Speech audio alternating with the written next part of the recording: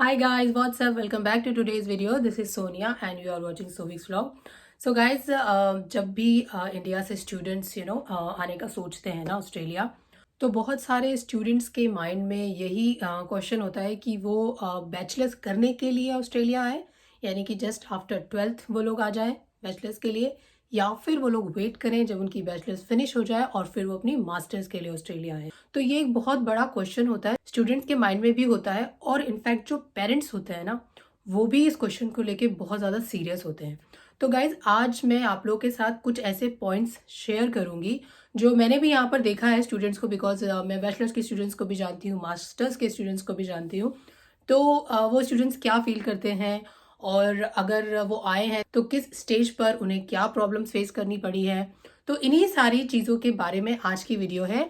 तो अगर आप लोगों के दिमाग में भी ये क्वेश्चन चल रहा है, ये थिंकिंग प्रोसेस जो है वो चल रहा है, तो आई होप ये वीडियो आप लोगों को थोड़ा सा हेल्प कर पाएगी आपका डिसीजन लेने के लिए। तो स्टार्ट करते हैं आज की वीडियो। तो देखिए, सबसे पहला जो क्वेश्चन होता है ना, वो होता है मनी मैटर्स, राइट।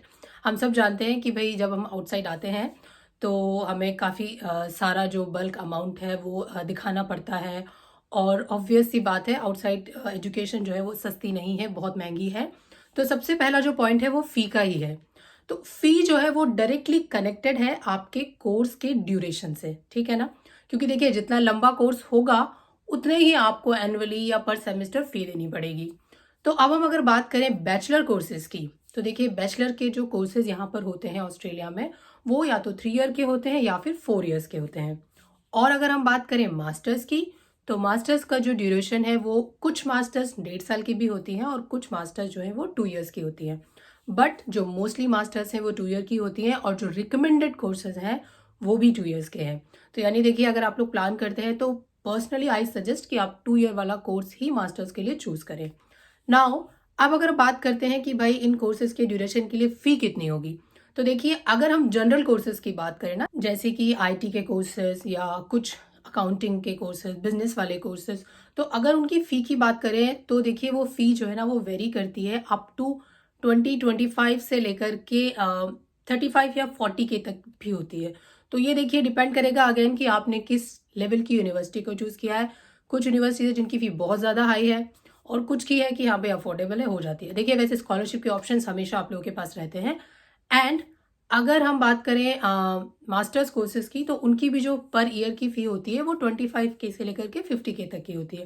देखिए मैं मेडिकल रिलेटेड कोर्सेज की बात नहीं कर रही हूँ, ओके, उनकी फ़ी कुछ ज़्यादा ही होती है। तो अगर हम एवरेज फ़ी की बात करें ना, तो अगर आप बैचलर्स के लिए आते हैं तो आपकी जो एवरेज फ़ी होगी पर ईयर की वो जाएगी लगभग 30K, ठीक है। और अगर आप मास्टर्स के लिए आते हैं तो हो सकता है आपकी जो फ़ी जाएगी वो जाएगी 35K, यानी कि 35,000। ओके, तो अब अगर इसी को आप मल्टीप्लाई कर लें कि मान लीजिए अगर आप 4 साल की बैचलर्स करने के लिए आते हैं और आपका जो पर ईयर फ़ी है वो 30,000 है, तो आपकी जो पूरे कोर्स की जो फ़ी हो गई वो हो गई 120K, ठीक है। और अगर आप मास्टर्स के लिए आते हैं जो कि 2 साल की है, और अगर आपका 35,000 जो है वो पर ईयर आपकी फ़ी है, तो उस केस में जो आपकी मास्टर्स पड़ी वो पड़ी सिर्फ 70,000 ऑस्ट्रेलियन डॉलर। ओके, तो ये तो हो गया देखिए फ़ी का चक्कर, कि अगर आप लोग बैचलर्स के लिए आते हैं तो डेफिनेटली आपको ज़्यादा पे करना पड़ेगा, और अगर आप मास्टर्स के लिए आते हैं तो आपका जो फ़ी का अमाउंट है वो कम होगा। फिर अब हम बात करते हैं नेक्स्ट चीज़ की, और वो होता है आपका पोस्ट स्टडी वर्क वीज़ा। तो जैसे कि अभी गवर्नमेंट ने already post study work visa की ड्यूरेशन को जो है वो इंक्रीज़ कर दिया है। तो अगर देखिए आप बैचलर्स कोर्सेज के लिए आते हैं तो अब आपको जो वर्क वीज़ा पहले 2 साल का मिलता था, अब आपको 4 साल का मिलेगा। कोर्सेज आप चेक कर सकते हैं क्योंकि कुछ कुछ कोर्सेज के लिए रेस्ट्रिक्शंस हैं।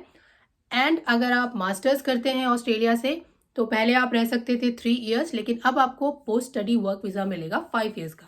इसका मतलब आपका कोर्स फिनिश होने के बाद आप कंट्री में लंबे टाइम तक रह सकते हैं, और आप लंबे टाइम तक वर्क कर सकते हैं, अर्निंग कर सकते हैं, राइट। अब नेक्स्ट पॉइंट की बात करते हैं, वो रिलेटेड है देखिए आपके पीआर से रिलेटेड, बिकॉज मोस्टली जो स्टूडेंट्स यहाँ पर स्टडी करने आते हैं उनका फाइनल एम होता है कंट्री में सेटल होने का, ठीक है।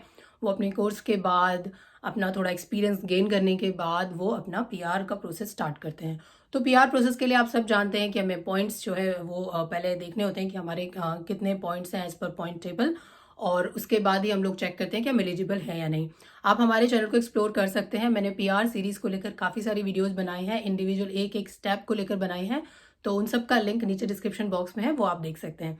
तो पीआर के लिए क्या होता है, जब आप एज को कैलकुलेट करते हो ना, तो एज के भी कुछ पॉइंट्स होते हैं। तो देखिए, अगर आपकी एज 18 साल से 25 साल के बीच की है तो आपको जो पॉइंट्स मिलते हैं वो मिलते हैं 25 पॉइंट्स। और अगर आपकी जो एज है वो 25 से 33 के बीच है तो आपको मिलते हैं 30 पॉइंट्स। तो ये है 5 पॉइंट्स का difference. So guys believe me, 5 points बहुत बहुत बहुत मैटर करते हैं। सो गाइज क्या होता है ना कि देखिए, अगर आप बैचलर्स करने आते हो तो आप क्या है ना, कंट्री में थोड़ा जल्दी सेटल हो सकते हो, राइट? क्योंकि भाई 18 साल या 19 साल की आपकी एज होगी जब आप बैचलर्स के लिए आते हो, 22 साल तक आपकी बैचलर्स खत्म हो जाएगी, फिर आप पीआर प्रोसीजर स्टार्ट कर दोगे, तो आप ये है कि भाई कंट्री में जल्दी जो है ना सेटल हो सकते हो। अगर आप मास्टर्स के लिए आते हो तो आपकी जो एज होती है वो होती है 21, 22 या 23 भी हो सकती है, ठीक है? तो अगर आप मास्टर्स के लिए आते हो तो फिर 2 साल की मास्टर्स, उसके बाद आप कुछ एक्सपीरियंस गेन करते हो एंड देन आप अपना जो है पीआर का प्रोसेस स्टार्ट करते हो। तो मास्टर्स के केस में सेटलमेंट होते होते आपकी थोड़ी एज ज़्यादा होगी कंपैरेटिवली बैचलर्स। अब बात करते हैं एक नेक्स्ट पॉइंट की, और वो है ड्राइविंग लाइसेंस, ठीक है? तो क्या है ना, देखिए, जब आप बैचलर्स के लिए आते हो, आपकी एज 18 या 19 साल है, तो उस केस में आप लोगों को फुल ड्राइविंग लाइसेंस जो है वो नहीं मिलेगा। क्योंकि ऑस्ट्रेलिया में क्या है ना, देखिए, ये स्टेट टू स्टेट थोड़ा सा वेरी करता है, पर फुल ड्राइविंग लाइसेंस के लिए एटलीस्ट आपकी जो एज है वो 20 प्लस होनी चाहिए। ऑस्ट्रेलिया में क्या ना, स्टेट टू स्टेट कुछ डिफरेंट कंडीशंस हैं, जैसे कि कुछ स्टेट्स कहती हैं कि आप अपने जो इंटरनेशनल लाइसेंस है उस पर 3 मंथ्स के लिए कार ड्राइव कर सकते हो, कुछ कहती हैं 6 मंथ्स के लिए कर सकते हो। तो ये है कि भाई फुल लाइसेंस आपके पास नहीं है तो जो एक अर्निंग का सोर्स होता है ना बहुत से लोगों का, वो होता है उबर ईट्स या फिर उबर चलाना। तो भाई अगर फुल लाइसेंस नहीं है तो आप लोग वो जो अर्निंग का सोर्स है वो तो आप लोगों का स्टॉप हो गया, बंद हो गया, वो आप लोग नहीं कर सकते क्योंकि आपके पास फुल ड्राइविंग लाइसेंस नहीं है।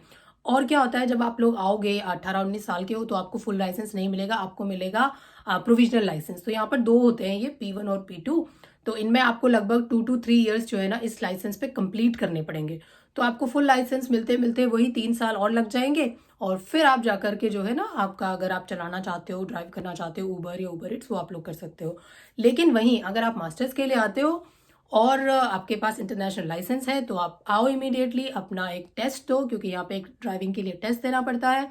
आप अपना टेस्ट बुक करो, अपना टेस्ट दो, और आपको जो है मे बी मंथ और 2 मंथ में या 3 मंथ्स में जो भी है आपका लाइसेंस, वो डिपेंड करेगा, देखिए आपको कब एग्जाम का स्लॉट मिला, आपका एग्जाम क्लियर हो गया और फिर आपको लाइसेंस मिल जाएगा।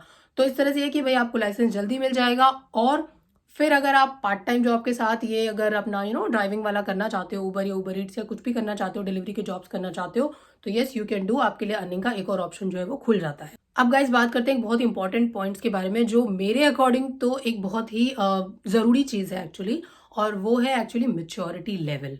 ओके, देखिए, दूर से सारी चीज़ें बहुत अच्छी लगती हैं। जब आप लोग इंडिया में हो और आप ऑस्ट्रेलिया के बारे में सोचते हो तो आपको सब अच्छा अच्छा दिखता है कि भाई मैं वहाँ जाऊँगा, वहाँ तो बहुत इजी लाइफ है, बहुत अच्छा है, अर्निंग भी हो जाएगी, स्टडी भी हो जाएगी, तो सब कुछ बहुत पॉजिटिव पॉजिटिव सा लगता है। तो क्या है ना, बट रियलिटी में थोड़ा सा टफ है, ठीक है ना? देखिए, क्या है ना कि जब आप लोग रहते हो ना तो आपको एक्चुअल सारी चीज़ें पता चलती हैं। डेफिनेटली लाइफ यहाँ पर ईजी है, अच्छी लाइफ है, बहुत अच्छी लाइफ है। बट क्या है ना कि आपको, जब आप लोग अपनी कंट्री से अपनी फैमिली को, अपने फ्रेंड्स को छोड़कर आते हो, और मान लीजिए अगर आप 12th के बाद आए हो, बैचलर्स करने के लिए आए हो, तो you are pretty much young, आपने कभी अपना घर नहीं छोड़ा होता उससे पहले, ठीक है ना? आप पहली बार अपने घर को छोड़कर आते हो, तो गाइज ये होम सिकनेस बहुत ज़्यादा होती है बच्चों में, मैंने बहुत लोगों को देखा है, एंड बहुत से बच्चों को हो जाता है डिप्रेशन। मैं आप लोगों को डीमोटिवेट नहीं कर रही हूँ, बट ये फैक्ट बात है, आप खुद जानते हो, देखिए कि धीरे धीरे हमारा मेच्योरिटी लेवल बढ़ता है। ऐसा नहीं है कि हम जो है ना, आपने अपने आप को देखा होगा ना, 10th में आपकी थिंकिंग अलग तरह की थी, 12th में करते करते आपकी थिंकिंग अलग तरह की थी। तो ऑब्वियस, जैसे जैसे हम दुनिया को देखते हैं वैसे वैसे ही हमारी अंडरस्टैंडिंग बढ़ती है, चीज़ों को देखने का नज़रिया, उनके बारे में सोच सब बदलती है। तो जब आप लोग अगर देखिए अर्ली स्टेज में आप लोग यहाँ आते हो, तो देखिए आप जानते हैं कि यहाँ पर लाइफ ईजी ज़रूर है, पर यहाँ पर आपको अपने सारे काम खुद करने होते हैं। खाना भी बनाना है, कपड़े भी धोने हैं और क्लीनिंग भी करनी है। ऐसा नहीं है कि यहाँ ठीक है, यहाँ पे डस्ट ज़्यादा नहीं है, बट एटलीस्ट आपको अपने सारे काम अपने आप करने हैं। अगर आपके देखिए यहाँ पे कोई फैमिली है तो अच्छी बात है, फैमिली फ्रेंड्स हैं तो वेरी गुड। अदरवाइज सेटल होने के लिए, अपना एक सर्कल बनाने के लिए आपको टाइम लगता है। और बहुत से बच्चे जो है वो इस चीज़ को, इस प्रेशर को नहीं झेल पाते हैं। ये जो एनवायरनमेंट है उनको फिर सूट नहीं करता है। लेकिन वहीं अगर आप बैचलर्स के बाद आते हो तो तब तक आप अच्छे से मैच्योर हो चुके होते हो, आपकी थिंकिंग बहुत दूसरे लेवल की होती है, जो कि आपकी 12th के बाद होगी और जो कि आपकी बैचलर के बाद होगी। दोनों की थिंकिंग में बहुत ज़्यादा डिफरेंस है। तो अगर आप उस टाइम पर आते हो तो देखिए, फिर आप लोगों के लिए यहाँ पे जो सेट होना होता है ना, कंट्री में सेटल होना, वो थोड़ा सा ईजी हो जाता है। फिर आप लोगों को इतना होम सिकनेस फील नहीं होती है, और चीज़ों को भी आप ठीक है भाई कर लेंगे, थोड़ा सा ये कॉन्फिडेंस अपने आप में आ जाता है। लेकिन वही जो है ना, बैचलर के बाद थोड़ा सा मुश्किल हो जाता है बच्चों के लिए। सो गाइज, ये थे वो कुछ इंपॉर्टेंट पॉइंट्स जो डेफिनेटली आपके डिसीजन को अफेक्ट करेंगे। एंड देखिए, अगर आप सोच रहे हैं तो प्लीज़ दोनों ही चीज़ों को अच्छे से एनालाइज कर लीजिए, बिकॉज कुछ भी गलत या कुछ भी सही नहीं है। देखिए, दोनों अपनी जगह सही है, और अगर आप देखेंगे तो किसी चीज़ का प्लस पॉइंट है, किसी का माइनस पॉइंट है। अगर आप बैचलर्स के लिए आते हैं तो डेफिनेटली कंट्री में जल्दी सेट हो जाएंगे, पीआर जल्दी हो जाएगी अगर आप परमानेंटली यहाँ रहना चाहते हैं तो। अगर आप मास्टर्स के लिए आते हैं तो हाँ, थोड़ा सा वो प्रोसीजर जो है वो डिले हो जाएगा। लेकिन यही है कि अगर आप बैचलर्स के लिए आते हैं तो आप लोगों को जो अर्निंग के ऑप्शन है शुरुआत में वो कम होंगे, और आप लोगों को काफ़ी फाइनेंशियली अगर आपको सपोर्ट है तो बहुत अच्छी बात है। अदरवाइज वो थोड़ा स्ट्रगलिंग हो सकता है।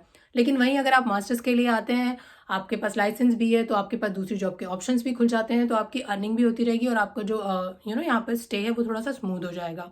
एंड मेच्योरिटी लेवल जिसकी मैंने आपसे बात की, that is a very important point actually. तो देखिए, अगर आप बैचलर्स के लिए आते हो तो थोड़ा सा जो बच्चों वाला दिमाग होता है, इतना हम मेच्योर नहीं होते हैं, हमारी थिंकिंग अलग होती है।